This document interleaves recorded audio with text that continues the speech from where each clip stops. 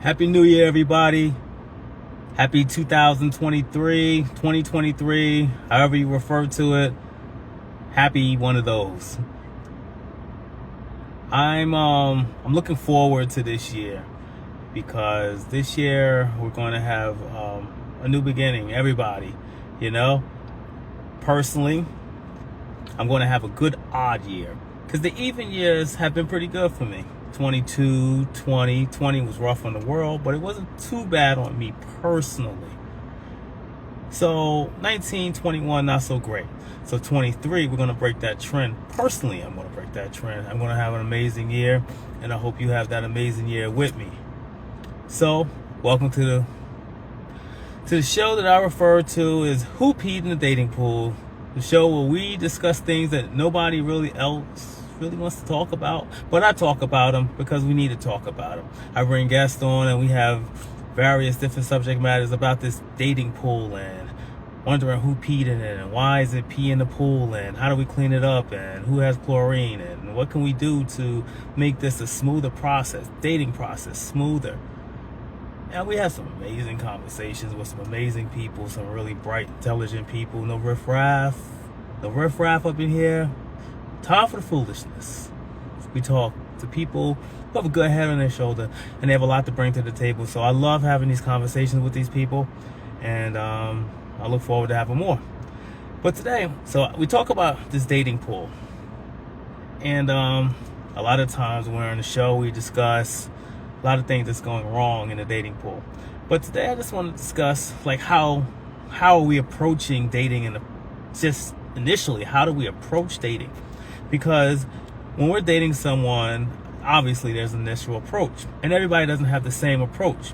People have some approaches that mirror society for the most part. Some people have not necessarily a traditional approach. Some people have unconventional approaches, to say the least. But I just wanted to know, like, how do you approach the situation? When you see that special person, have you been the aggressor? Have you been the one to, decide that I'm going to make this move? I see somebody that they seem like someone who would be good for me, or I would be good for them, or we would be good for each other. When you see that person, do you make the first move? When you see that person, what draws you to that person? What do you see in them particularly? What characteristics are you looking for? Like, I know one thing. I speak for myself and a lot of the people I grew up with. When we get older, when you old like me, things change. But for young people, I looked at things a lot differently. When I was 18 years old, 18-year-olds today, now, back then, 18 years are looking to have fun. They're looking to enjoy life. They're young, they're full of energy and all of those things. So they're looking for someone who's fun, who likes to go out, who has common interests that usually revolve around fun. They're not looking for seriousness in a relationship. They're looking for someone to have fun with.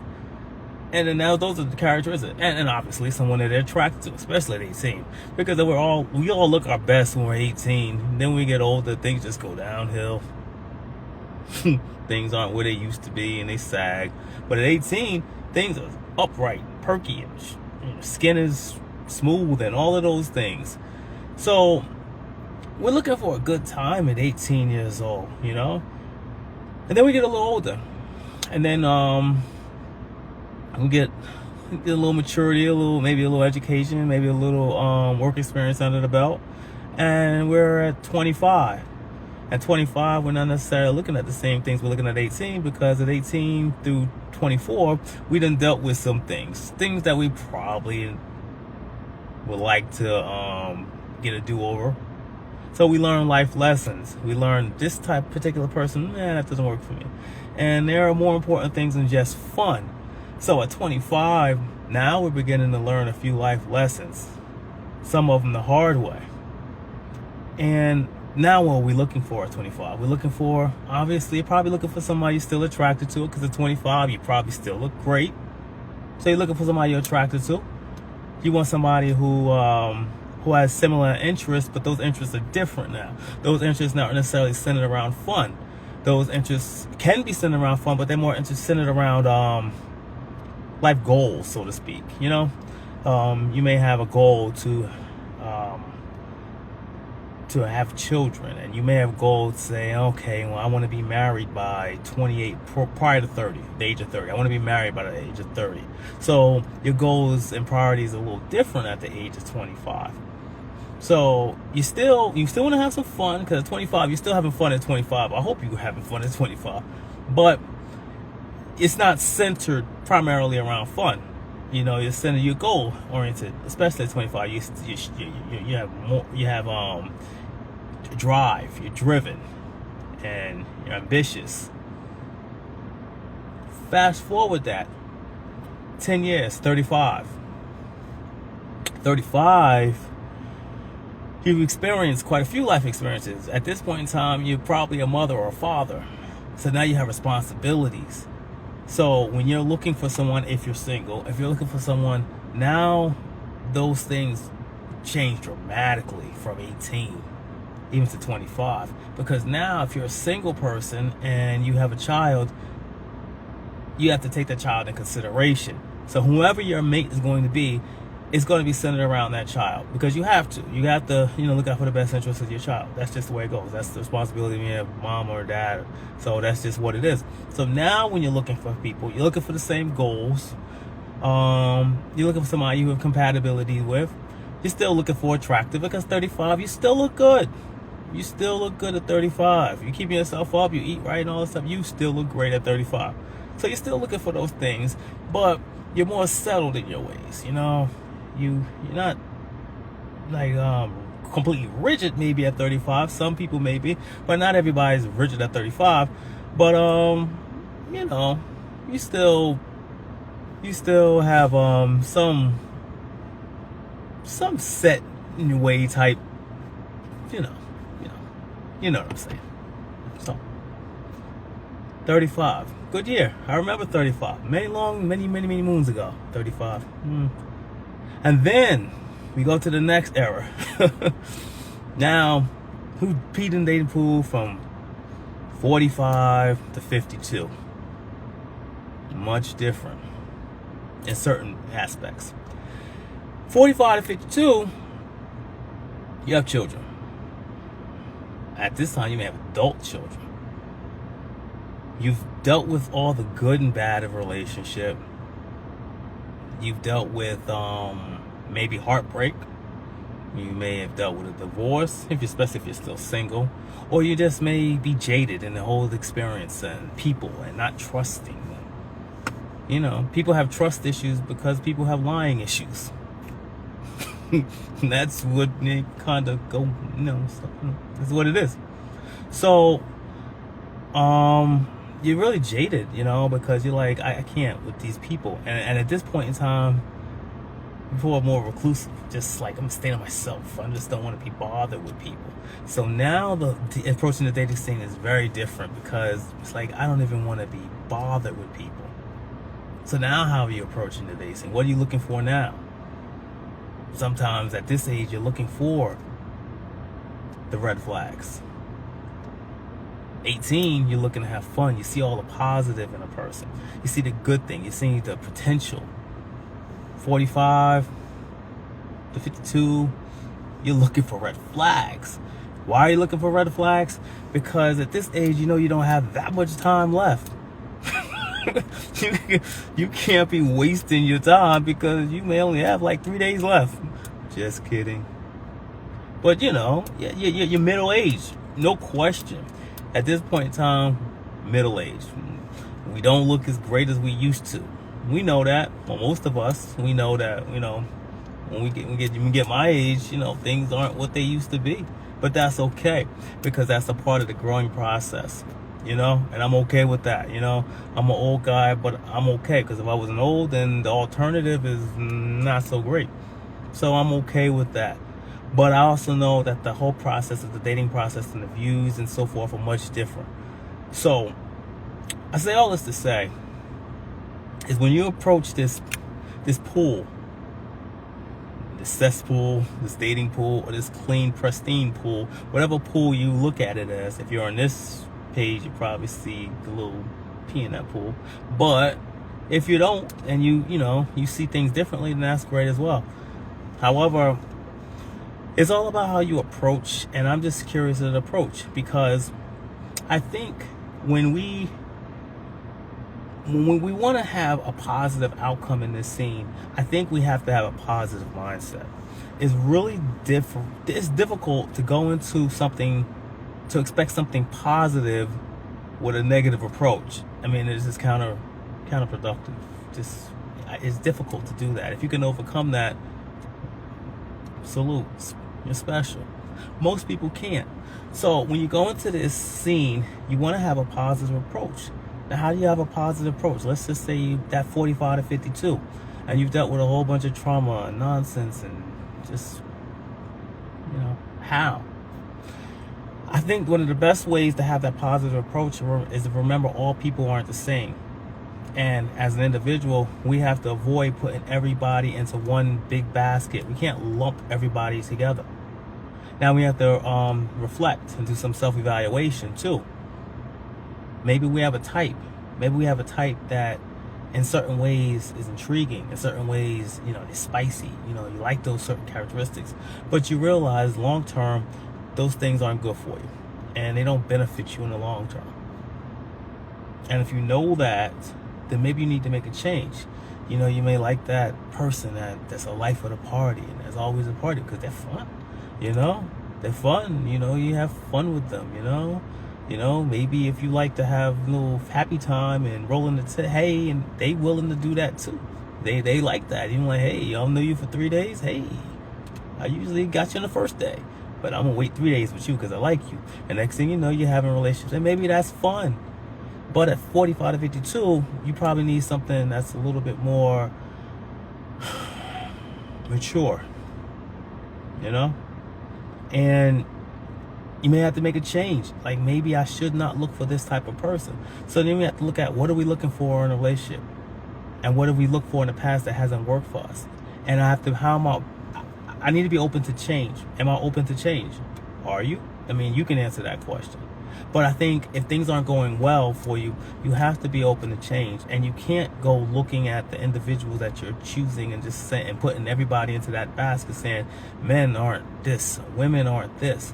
Because you have a choice, and you have a preference that's probably not in your best interest. So when you look at that preference and you say, well, this preference has not worked for me, at some point in time, you got to look and say, hey, I'm making bad choices. But many don't do that. They just look at the pool and say, no, it can't be me. Why can't it be? It can be you. Easily it can be you. Matter of fact, most likely it is you. That's tough self-reflection. But sometimes we have to do that. And you have to be willing to do that. And once you make that change, and change is difficult. Listen, change is, the older you get, the harder it is to change. It's so good. You've been doing this for all this time. You can do it with your eyes closed. You just sit there and you just do things, make moves because you know how it is. But just because you know how it is doesn't mean you get a positive outcome. So now you got to look at saying, how am I going to get this positive outcome? So now I have to make a change. And who am I looking for? What am I looking for? I need somebody who's going to be a good listener. I need somebody who's going to respect me and respect boundaries and so forth. I saw a video where I posted a video actually. A lot of you saw that video where an older middle-aged lady, maybe an elderly lady, she stated that men don't look for love. Men look for respect. So they're looking for a woman who's going to respect them. And there's definitely truth into that, because respect goes a long way. Because love, love has different looks and shapes and whatever. And some people have toxic love. The love is toxic. And you don't necessarily need that either. So when we say love, what are we talking about love? And don't get me wrong, men want to be loved as well. I mean, I don't think the lady was saying that, but she's basically saying, like, in regards to men and how we're built, and we prefer being respected. And I'm sure there's some truth to that. I'm turning the light so I can read. I'm going to read some stuff too. Yeah, I'm sure there's definitely some truth to that. That we do like to be respected. We want to be respected by our mate. Ladies like to be loved. So as gentlemen, we realize that we have to show love to our ladies, and then you have to realize what's her love language. Like, what is her love language? Like, what speaks to her? And ladies, you guys can be complicated sometimes. I mean, I know y'all look at us and say we don't know things, but ladies, let's be less complicated if we can. Let's guide the fella to potential suitor, and let's guide him to where we want him to be. Because once we get we don't have time to waste time. And if you see somebody who has potential, okay, you can say, no, he should know it. Okay, maybe he doesn't. So what are you going to do? You're going to wait another 5 years until that person should know it? And now we're at 57? 57 not old. You guys see my sister, you'd never believe she's 57 years old. Never. She's 57. But not everybody is like that, like 57. So the thing is, you just have to be willing to be flexible. You have to be willing to be flexible. Also, a lot of times we avoid relationships for fear. Now, a lot of us, I ain't afraid of nothing. Well, there's fear. We don't have some level of fear. We may not be afraid of another human being, but we have our fears. And some people are fear of dealing with the trauma that we dealt with before with an individual. So we avoid relationships, and we avoid relationships by showing this hard, rigid, rough side, this exterior that's so rock hard. And it's centered in fear. It's centered in fear because we don't want to be in a situation where we get hurt again. So we put on this hard exterior that can't be impenetrable. Like Mike Tyson's defense when he was 20. It's like that. But that's not strength, that's fear. Disguised as strength. So, are you avoiding relationships? Are you putting yourself in a relationship where you are being the one that's destroying a relationship before it starts because you won't allow that foundation to build? And there's a lot of people that do that. So you don't want to be that person that's not even giving yourself an opportunity to be successful in a relationship because of the trauma.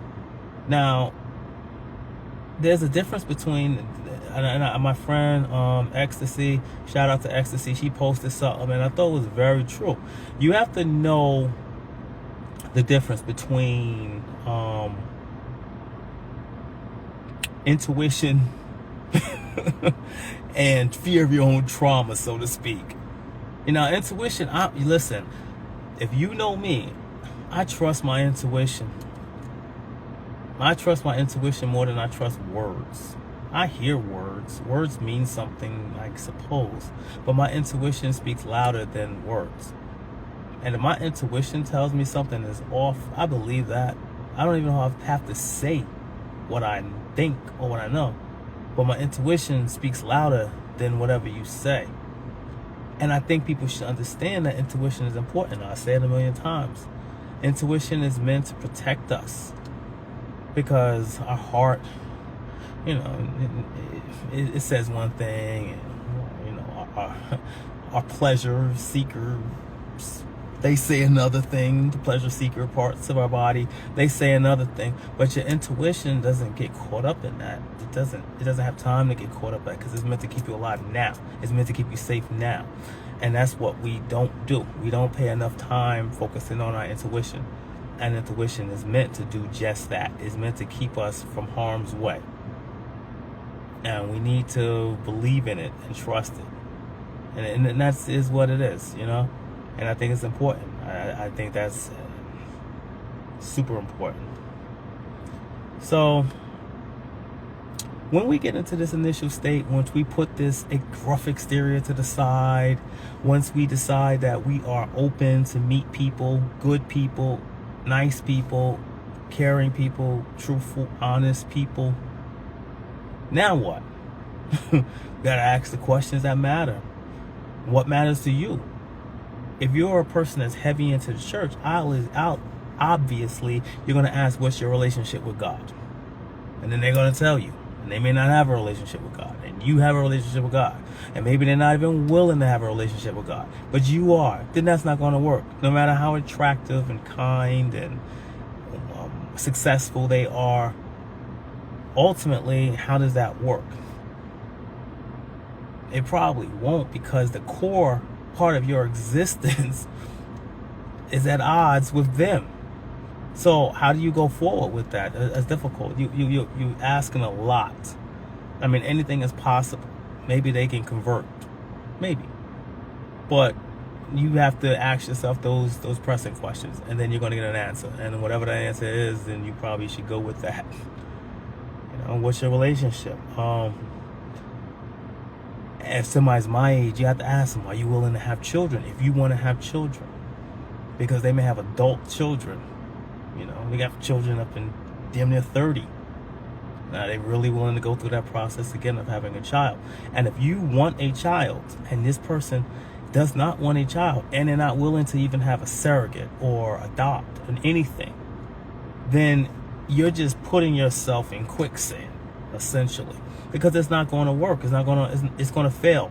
It's just going to fail. And you know that deep down. But you have hope. And hope is hope is something, boy. Hope can be the biggest lifesaver, and it can be your doom. Because hope have you staying somewhere too long, and next thing you know, you get caught up in the wave and it snatches you away because you were hoping that a boat may come instead of swimming to the shore. Maybe that boat would come, or maybe I can just swim to the shore. Sometimes we don't swim to the shore enough. We wait for that boat to come and we get swept off with the waves. I hope that analogy made sense. So I think those are things that you want to know.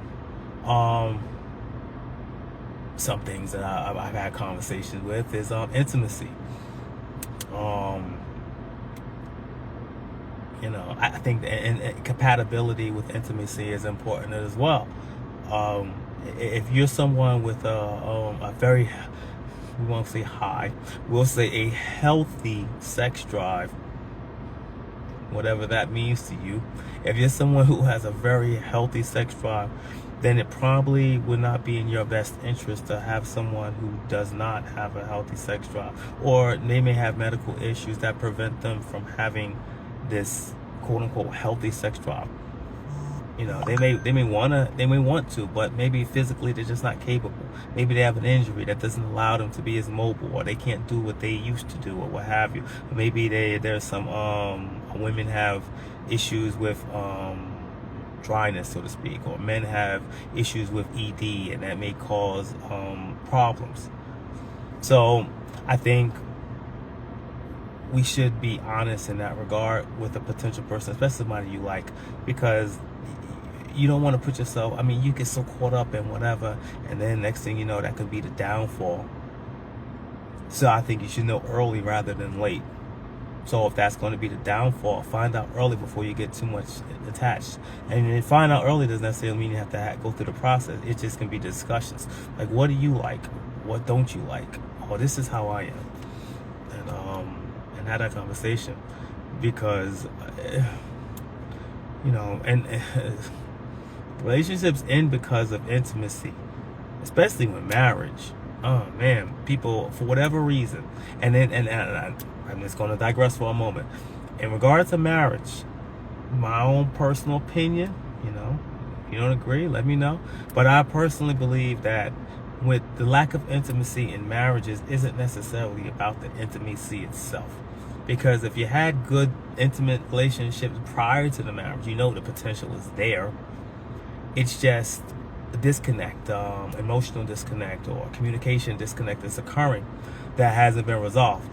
So if you don't resolve that communication issue, then it's easy to have intimacy issues, especially in a marriage when you lay down with that person all the time and you don't communicate with the person. Or maybe it just could be just not, the spark isn't there. But the spark, I think as long as you have that relationship, I think the spark should pretty much be there. You know, you may want to switch it up a little bit or what have you, and you know, maybe the other one is a little shy, so I mean, that's when you communicate like, hey, don't be shy, it's me. You know, when I throw on this cape, just pretend I'm Superman. Do what you need to do. Do what you need to do. It is what it is. But also, when you're going into this dating thing, instead of, see, let's go back a little bit. A lot of times when the people go into this dating field, this dating scene, this dating pool, the pee in the pool, a lot of times they go into it with hope that somebody who's maybe not the most compatible person may work out, and it just doesn't work out. So when you have that hope and it fails, then you start looking at the pool itself and you just say, well, this pool just has all type of pee. It's yellow. It's mustard yellow because this pool just sucks. I keep going after these guys and I keep going after these ladies and all of this stuff, and it's just not working out for me. So it must be the pool. It can't be me. It can't be my decisions. And then we gotta look at the decision like, listen, maybe the bar is the best place for you in particular, to meet ladies. It just might be the best place for you to meet ladies because maybe that's just you're yourself, you're comfortable, you're relaxed, and so forth. Not because you're intoxicated, but because you like being around people and so forth. And maybe you may not even be a big drinker. You know, I don't drink at all, and I used to have a blast at bars when I was young. I didn't even drink nothing, zero, no alcohol at all. But I had a lot of fun because of the social atmosphere, and it was fun. But that may work for you. But on the flip side, you may be a person that's going to bars all the time, and you're a lady, and you constantly meet guys at the bar, and it just doesn't work out. And maybe that's not where you should meet the next guy. Maybe you should flip it. Maybe you should go on an app. I heard nightmares about the apps too. I don't know. I've never been on an app, but I've heard things about the app, and they said the apps have positives and negatives. So maybe you should try an app because maybe they're gonna give you the right, I don't know, the algorithm and whatever that works, and they'll match you with the right person that aligns with you and your beliefs. And maybe that should be something different. Overall, what I'm saying is this: the pee in the pool is not necessarily pee in the pool. I'm saying that some of the pee in the pool is just poor decision making. Well, not even poor decision making. Just it may have been right for you at one point, but maybe that choice is not right for you currently. Maybe you're just a different person. You're in a different place. You see things differently. So maybe you need to find someone else. So this pee in the pool is not necessarily pee. It's just you need to make some adjustments and tweaks and so forth. And now you tweak things here and there, and then you find out that the dating process is improving. On the people that you're looking at and interested in, that's improving. So that is something that I think is worth looking into for an individual, whomever you are, and you're trying to find a relationship that's going to be lasting. Because sometimes people suck. I said it. Sometimes people truly suck. They do. No lies. Dead ass. I'm not even going to sugarcoat it. They suck sometimes. But there are people out there who are really good people. I mean, they're really good. I know really good people. People say, oh, you introduce me to them. Yeah, I think they're really good people. I mean, I think that you are ready for a really good person. Not because you're not a good person, But what they need, that good person needs, you may not be able to offer that person. Or I may know you as being a really good person. And other people are like, well, this person is handsome, or this person is beautiful. But I don't think that you, at this point in time, as currently constructed, is capable of being the right person for this really good person. So sometimes it's us. We're the problem. And until we resolve what we have to resolve, then we may not be ready for the pool. Or until we're ready to make changes that would allow us to make better decisions, we're not ready for this thing yet. So we need to make this conscious effort to determine where we are and what we are. And that self-reflection is not easy. I get it. I get it. I ain't no. We all have to self-reflect, and sometimes we reflect on what we are. We don't like what we see looking back at us. It is what it is. It's just, whatever. It's what it is. I mean, no sugarcoating. We may not like what we see, but that doesn't mean that what we see can't be tweaked or fixed or repaired. Because some of us need repairing. Whatever we need to do. But at the end of the day, I tell you, this Who Peed in the Dating Pool ultimately is about getting people to a place where they can be happy and aligned with somebody who works with them, who works for them, and who you work with each other to make each other better. And that's what it's about. Because what else? There's no other reason to do this other than to find productivity and find people who could be happy with one another.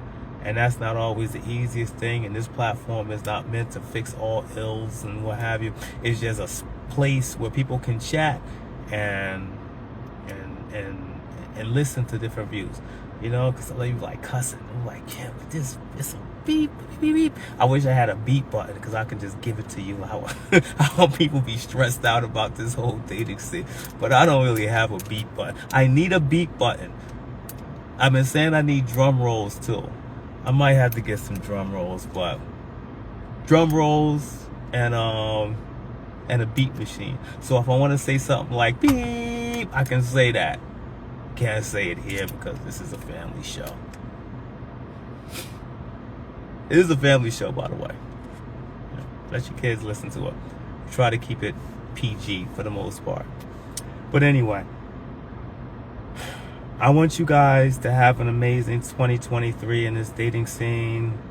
Hey, you know what? Listen, if you get some good tips from my show and you find that right person and next thing you know you tied a knot, you can invite me to the wedding. Invite me. I don't want to be in it, but you can invite me to it. I'm done being in weddings if I can help it. But you can invite me to it and I would gladly come and represent, and I'll toast you up and whatever. Just saying, that would be nice. I'll go live too on Who Peed in the Dating Pool. Just saying.